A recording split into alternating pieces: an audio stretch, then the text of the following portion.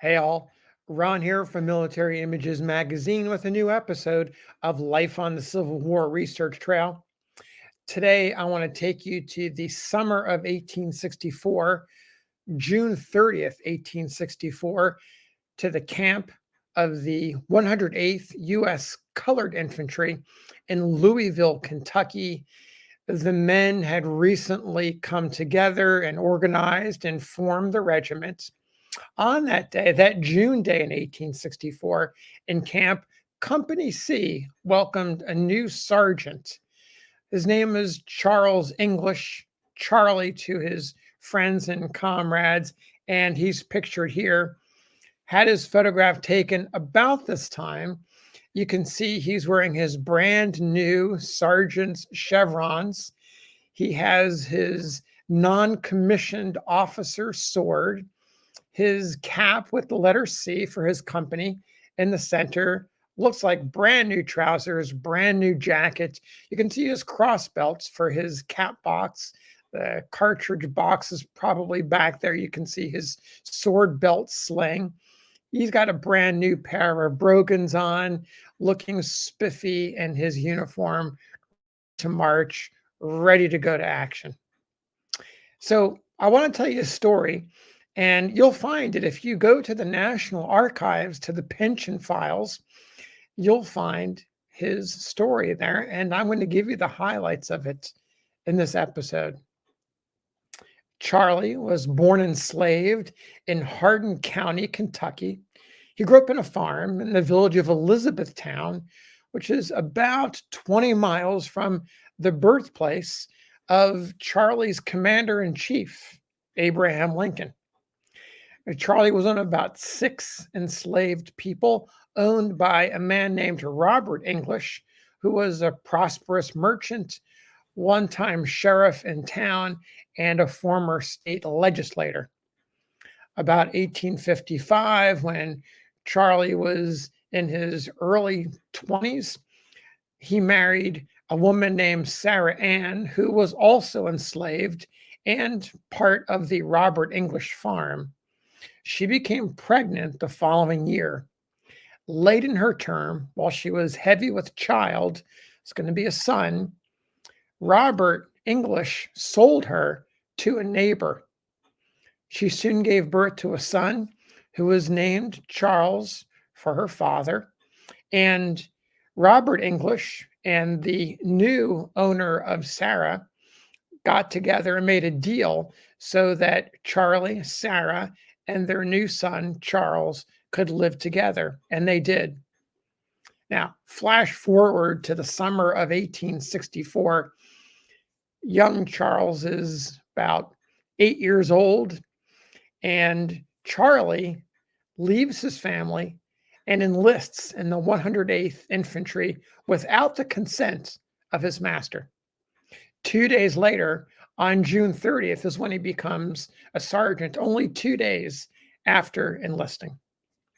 So in the capacity of sergeant, it was an important role, one of the top-ranking non-commissioned officers in the company. It was Charlie's job to keep the men together, keep them in order, and have them obey orders that were issued from the lieutenant, the first lieutenant, second lieutenant, and captain, and regimental orders that were coming down from the senior officers.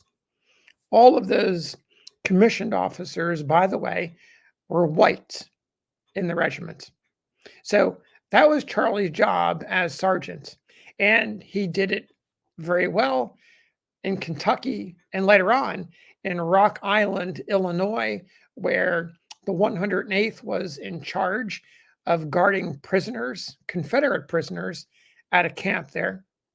And he continued in that role until May 1865, when, as the war was winding down, Charlie and his comrades were sent to Mississippi, to the vicinity of Vicksburg, to help man the garrisons and keep law and order as the transition was happening from the end of war to peace. About this time, in May of 1865, Charley fell ill with dysentery. He continued to have trouble. It became chronic. And on August 11th, 1865, just a few months later, the commander of the military department of Mississippi issued Special Order Number 22, which transferred the 108th from Vicksburg to the vicinity of Jackson, Mississippi. However, Charley was not well. He was so sick, and he was not in a condition to make the change of base. So while Company C and the rest of the regiment left Vicksburg to go to Jackson, Charley stayed behind to hopefully regain his health.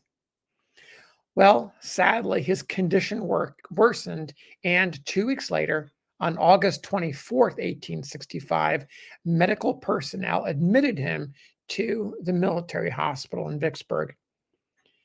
3 days later, he succumbed to the disease at age 33. His wife, Sarah, survived him by only 5 years. She died in 1870, leaving 12-year-old Charles an orphan. And that's where the pension record ends. And with it, the story of Charley English. I often think about Charley.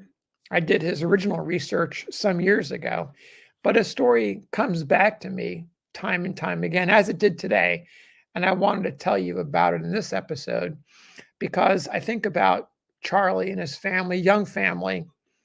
He was enslaved. He left home without his consent, left his family behind to fight for freedom, became a soldier, became a sergeant, but did not live to really fully see freedom and leave the army and live his life. He never had that opportunity, but he did stand up when the moment came and did his part to fight for the Union, fight for the Constitution, fight for the Emancipation Proclamation, and fight to end slavery. So thanks for listening, and we'll see you on the next episode of Life on the Civil War Research Trail.